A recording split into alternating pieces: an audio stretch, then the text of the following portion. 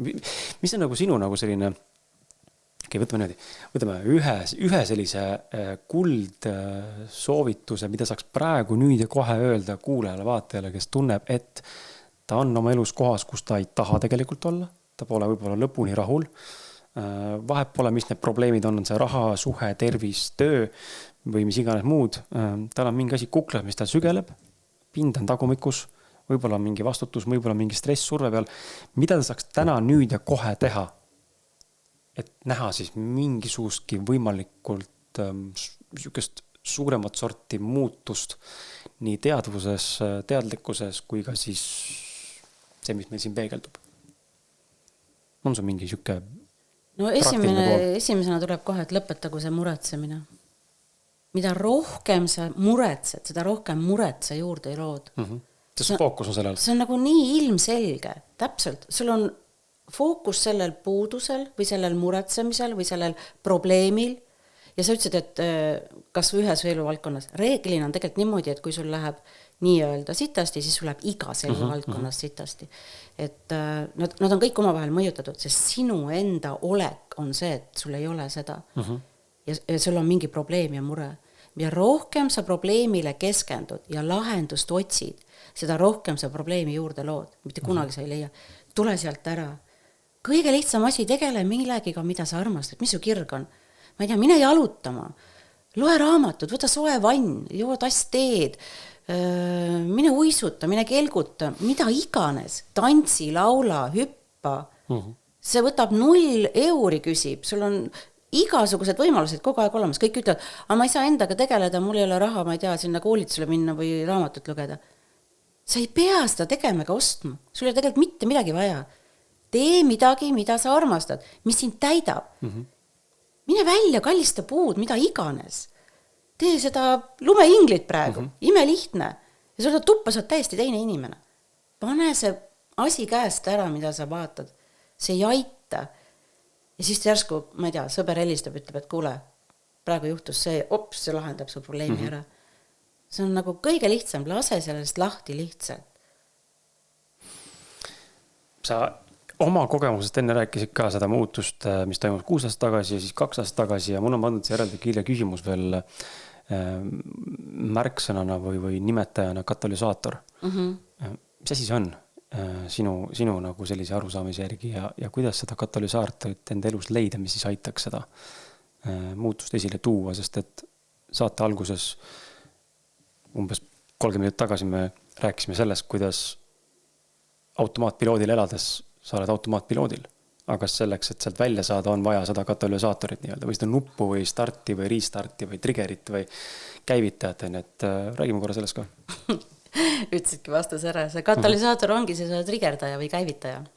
Et nagu tol hetkel, kui mina olin seal 2 aastat tagasi ühenduse festivalil, kui Eeva tuli lava peale, rääkis selle juttu ära ja kui ma selle tantsu ajal nägin seda maailma teistsugusena järsku, siis tema oligi see, kes käivitas minust selle ja kohe ma liitusin temaga ja tema hakkaski mind juhendama. Ehk siis see ongi see inimene, kas tema mingi lause puudutab sind või tema üks sõna või tema olek või tema välimus.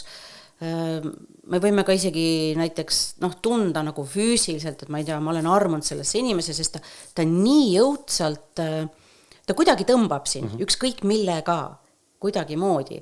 Ja kui sa hakkad tema jutte kuulama või raamatut lugema, ükskõik kes see siis on, eks ju.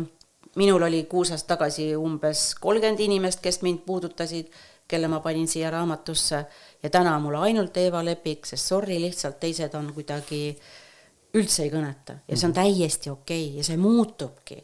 Et mitte ükski selline nii-öelda enesearengu juht või mentor ei jää meile terveks eluks, see ei ole lihtsalt võimalik. Sest me tõuseme teistele tasemetele ja me vajame teistsugust juhendamist või infot või mingi, et me ei vaja üldse mitte midagi, nagu täiesti lõikad ennast kõigest ära. Ja katalüsaator ongi see inimene, kes lihtsalt mingi plahvatus tekib su sees, mingi meeletu vajadus millegi info järgi ja sa saad aru, et vot see, mis tema räägib, on praegu õige, seda ma vajan. Et see ongi see inimene. Tugev samastumine siis. Jaa, mingil tasandil ta puudutab sind, midagi kõnetab. Ja sealt tuleb see areng. Mina Eevat ei tunne. Aga ma ilmselt ei ole ainukene kivi all elav inimene, aga mul on palju palutud ja ma tahan saate teeks. Aga ma ei saa kätte teda. Ma olen proovinud ja ma olen nüüd loobunud. Et ja ta tulebki siis, kui sa oled loobunud. Jah, võib-olla. Küll sa näed. Et neid on veel, aga tuleks, räägime teadlikust loomisest. Me juba rääkisime loomisest natukene ka ja puudutasime seda elu loomise ja ma ei tea, manifestatsiooni ja soovide saavutamise poolt, aga me kõik tahame elada seda elu, millest me võib-olla unistame või mida me sisimas oleme tundnud, et ma olen seda mõelnud elama. Ma arvan, et paljud meist kogevad seda ka ja mina teatud etappidel ja ka täna, kui ma mõtlen enda elu peale, siis tunnen, et siin on veel nii palju enamat kui see, kus ma täna olen. Ja vahel on see olnud frustreeriv, sest et võib-olla kõigil nii ei ole, aga ma arvan, et sinul on samamoodi ja sa saad aru, mis ma räägin. Minul on olnud sees lapsest saati mingi tunne mingite asjade osas. Üks neist on see, milline mu elu on materiaalselt, väliselt. Ja mul on pilt selge nagu, ma suudan kogeda, mis tunne on elada näiteks selles unistuste majas, kus ma tegelikult tahaks elada. Või sõita unistuste autoga või elada seda unistuste elu, mis iganes minu siis igapäeva rutiin on. Aga probleem, mis on paljudel ja ma arvan ka minul, aga mida ma olen näinud, on see, et see käpp, selle nii-öelda tundmuse või sisemise teadmise, et see on see, kuhu ma tegelikult peaksin jõudma, mida peaksin kogema, mida ma olen väärt ja mida ma olen tulnud see kogema, võib-olla see on meie enda peas. Ja siis see, mida ma täna kogen, kus mu reaalsus praegu on, see käpp on nii suur, et see paneb kukak kratsima, et aga persse, kuidas ma nagu sinna jõuan, sest see ei ole reaalne. See ei tundu reaalne, täna vaadatuna siit, kus ma olen.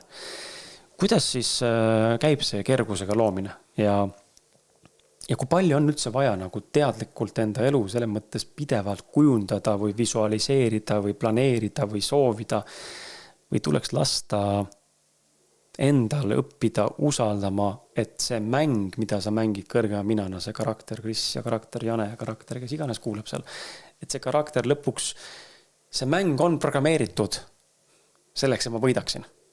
Ja mul lihtsalt tuleb usaldada ja teha siis neid, ma ei tea, mõistatuslikke lükkeid mingitel hetkedel, kus on need valikukohad. Mis sinu nägemus sellest on?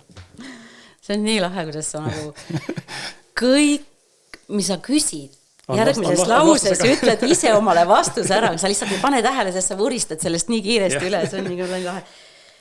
Sina inimesena on ju, ja siis see sinu unistus, maja või auto, ja siis sa ütled, et sul on seal käpp. See käpp ongi see consciousness, see oledki sina, see kõrgem mina. Ja mida väiksemaks see vahe läheb, seda kõrgemaks sinu teadlikkus kasvab. Ja ühel hetkel, kui see käpp on kadunud, siis sinu inimene on sinu unistusega üks ja võt sel hetkel ta materialiseerub siin 3Ds. Et see ongi tegelikult kogu kergusega loomise point. Me loome oma olekuga, see manifesteerimine on selline verbaalne, me ütleme afirmatsioone, me unistame. Unistamise hetkel tähendab seda, et sa oled puuduses, sest sa unistad asjast, mida sul ei ole. Ja kui sa oled puuduses, su olek on puudus, siis sa lood juurde puudust. See on imelihtne. Sa pead oma olekut muutma. Ehk siis sina praegu, Kris, elad siin majas ja kui see ei ole sinu unistuste maja, siis sa kas või hommikul ärkad üles ja tunned, mul on nii hästi läinud, ma olengi oma unistuste majas. Ehk sa pead elama selles samas majas, nagu see oleks unistuste maja. Sa istud autosse, mis iganes sul on, Volkswagen oletame, ja sa tahad mersut ja sa istudki rooli taha, mul ongi see mersu. Sellised väikesed asjad, hakkad neid reaalselt siin kehastuses tegema, siis see mersu ja see unistuste maja tuleb nagu jooksudes sinu juurde. Sa ei pea mitte midagi muud tegema. Sa ei pea käima KV-s vaatama neid maju, sa ei pea mitte midagi füüsiliselt tegema, kui sul ei tule taipamist, et või mingit nagu häält või mingit vihjet väljastpoolt kuskilt, et nüüd mine tee, oota, vaata. See on teine asi, siis sa pead tegema. Aga iseenesest mingeid plaane ja eesmärke, ma ei pane neid ammu enam kirja, sest see on täiesti mõttetu, sekundiga võib tulla täiesti uus plaan ja uue plaani või eesmärgi tagant tuleb hoopis täiesti teine asi. Ehk siis see kergusega loomine ongi oma olekuga loomine ja sinu olek, no kuna me ei tea, eks ju, mis olekus me oleme, sest see on 90% alateadlik, teadlik osa on väga väike, siis sinu oleku projektsioon ongi see 3D elu siin praegu. Ehk siis oletame, et ma ei tea, su sissetulek on 2000 euri kuus, siis sina oma olekuga usudki enda kohta, et sa vääriki 2000 eurist palka, et sa vääriki sellist kaasat, et sa vääriki sellist suhet, sellist maja ja nii edasi. See on sinu alateadlik uskumus enda kohta, on kõige lihtsam öelda. Kõik see, mida sa täna väljas näed, seda sa usud praegu enda kohta. Ja kõik see, mida sa tahad, selleks sa pead muutma oma olekut, mitte et sa tahad seda, vaid sul on see juba. Ja nii lihtne see ongi. Mulle meeldib, sa ütled seda, et ja nii lihtne see ongi, sest et see on, ma toon analoogi siia selles osas, et kui lihtne see on ja teistpidi, kui raske see tegelikult on. Ja see piir, mida tuleks ületada, et see oleks lihtne, on reaalselt nagu lihtsalt väike nihe. Analoog on nagu see, et üks sõber ütles kunagi, et allikas, universumi allikas, Jumal, kes nimetab seda kui iganes, see algloome koht, see on nagu justkui ütleme siis geograafiliselt ja multidimensionaalselt hästi kaugel. Universum hästi lõputu on hästi kaugel kuskil meist. Ma ei tea, on siis valgusaastate kaugusel või miljardite valgusaastate kaugusel, ta on hästi kaugel. Teistpidi, ta on praegu siin samas, nüüd ja praegu sinu sees. Ehk siis ta on justkui nagu hästi kaugel, aga tegelikult ta on sinu sees ja praegu siin. Ainult oskus on saada kontakti. Ja see näide, mis sa tood ka selle unistuste maja või unistuste elu saamise vahel, et see ongi täpselt nii õhuke piir, aga see probleemi koht ongi, ma arvan, see, et inimesed ei saa kätte seda tunnet. Mina majaga kusjuures väga ei ole teinud seda, mulle meeldib, kuidas sa sõnastasid seda, keegi vist siin saates ei olegi varem seda nii lihtsalt mõtestanud, aga autoga ma olen küll teinud seda. Ma teen seda väga tihti. Sõidan enda autoga ja väga tihti ma istun autosse ja ma tunnen, ma sõidan Porschega, mida ma tahan saada. Ja ma tean, et see tuleb mingi hetk. Ma ei tea, kuidas. See on tegelikult suva ka, kas ma ostan ise või keegi kingib või mul on tegelikult jumala poogen. Aga ma suudan tajuda ette kujutada seda, et ma olen Porsche roolis, sest ma olen olnud ka roolis, ma tean, mis tunne. Ma läksin selle kogemust veel saama ka, et saada sellele visualisatsioonile kätte selle tunde ja ma istun Porsches. Ja mul on siis, tegin siis mulle nagu desktopile või telefonile pildi ka, kus ma olen roolis. Ja siis ma iga kord, kui ma vaatan kella, ma näen, ma istun Porsche roolis. Ja see on nii tugevalt hakanud seda kalibreerima, seda visuaal on kogu aeg sisse. Et selle ma saan täitsa aru, aga see mulle väga meeldis, et vaata, probleem ongi selles,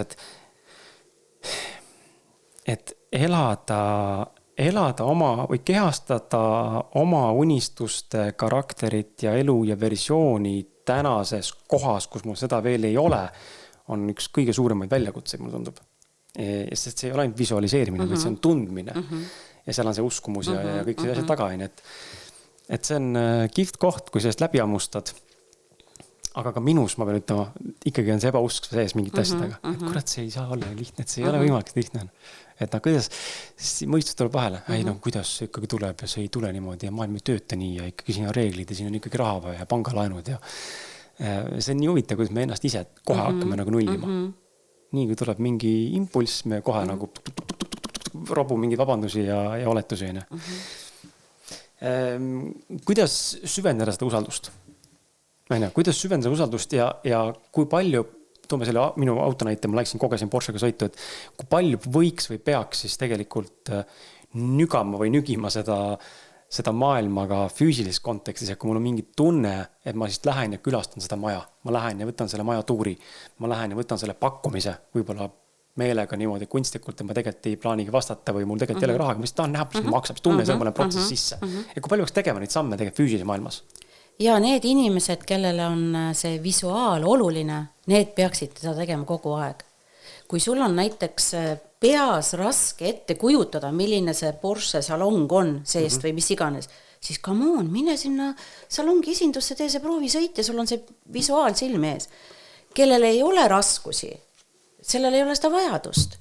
Või lihtsalt näiteks piisab mõnele uue auto lõhnast või või lähed mingi, ma ei tea, lukstakso võtad ja sõidad sellega ringi ja siis mõtled, mul on Porsche koos juhiga, et näiteks ma lihtsalt naudin tagaistmel sõitu, mis iganes. Me oleme niivõrd erinevad ja meil on erinevad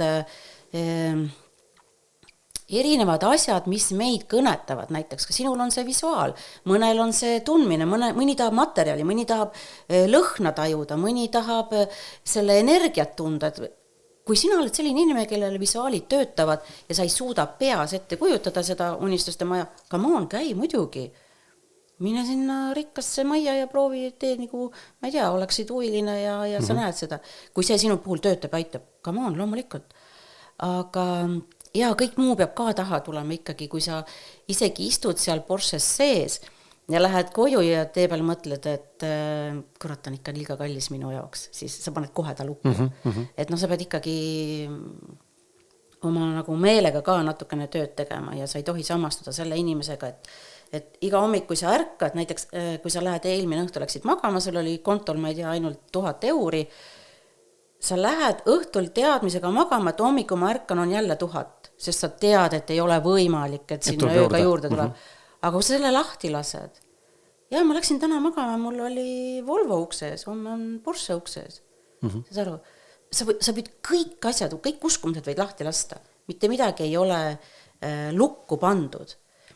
Ja see teadlik loomine ongi selline, et mis mind aitas, räägin nagu endast, et kui sul enda sees ei ole seda sisemist rahu, siis see kõik väline, mis sind ärritab, see tõmbab sult fookuse selle unistuste elult või majalt või autolt või mehelt, tõmbab fookuse ära, sest sa pead nii paljude asjadega tegelema, mis sul päris elus tulevad ja ärritavad. Ja minule oli ülioluline hakata kehas vabastama alla surutud kinni jäänud emotsioone. Mul oli neid niivõrd palju, et tõesti kõik väline mind ärritas ja ma ei saanudki keskenduda oma unistuste elu loomisele, enne kui ma hakkasin neid kinni jäänud tundeid vabastama ja kui mul saabus see sisemine rahu umbes aasta tagasi, siis see, mis minul oli aasta 2025, ma ei ole elades sellist elu elanud. Minu praegu kõige suurem kirg on reisimine ja kui ma siiamaani olen reisinud alati 2 korda aastas, küll pikalt, eks ju, 1 või 2 korraga, siis eelmine aasta 2025 ma reisisin iga kuu. See oli lihtsalt müstika. Ma ei tea, kust need vahendid tulid. Aasta algul mul ei olnud selliseid rahasi kontol ja kõik India, Bali, Kolumbia 2 kuud, absoluutselt kõik Jordaania surnumeri, mis oli mu üks eluunistusi lihtsalt ulpida seal vee peal. Ulpisid? Täiega, sa ei kujuta ette. Ja kui sa püsti tõused, sa saad kõndida nagu jumal vee peal siiamaani ja sa jääb aju alla. See on selline kogemus, mul tuleb praegu vananahad peale, see täidab mind siiamaani. See oli müstika lihtsalt. Et kõik on võimalik, absoluutselt kõik.